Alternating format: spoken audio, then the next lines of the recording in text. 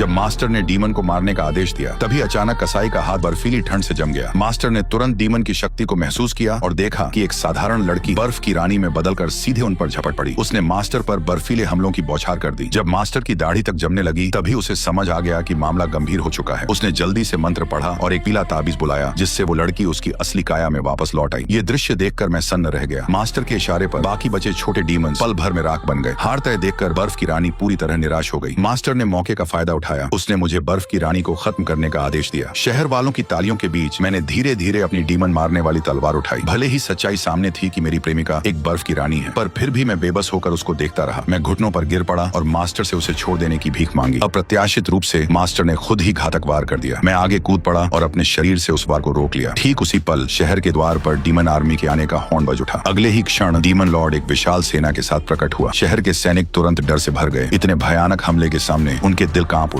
उन्होंने अनगिनत तीर चलाए लेकिन कोई असर नहीं हुआ। जल्द ही शहर के द्वार टूट गए, रक्षा ढह गई और लोग अफरा तफरी में डूब गए। आने वाली तबाही से बचने का कोई रास्ता नहीं था। डीमन लॉर्ड सीधे डीमन को रोकने वाले टॉवर की ओर बढ़ा। तभी अचानक रक्षक ने उड़कर डीमन लॉर्ड पर हमला किया, लेकिन वो आकार में बहुत छोटा था, इसलिए कुछ ही वारों में वो दीवार से टकराया और मारा गया। मास्टर गुस्से में मुझे पकड़कर लड़ने के लिए आगे बढ़ा। उसी समय हम डीमन लॉर्ड की मुख्य सेना से टकरा गए। मास्टर ने अपनी योजना टूटती देख पहला वार किया। डीमन लॉर्ड ने फिर रूप बदल लिया और इस बार वह आग से बना धधकता हुआ दैत्य बन गया। जब मास्टर को समझ आ गया कि वह मुकाबला नहीं कर सकता तभी उसने अपना डीमन फैन मेरी चोट में गहराई तक घोंप दिया, जिससे अचानक फैन मेरे खून से लाल हो गया। तभी उसने उसे खोल दिया और मैं बिल्कुल डीमन लॉर्ड जितना बड़ा और खूंखार हो गया।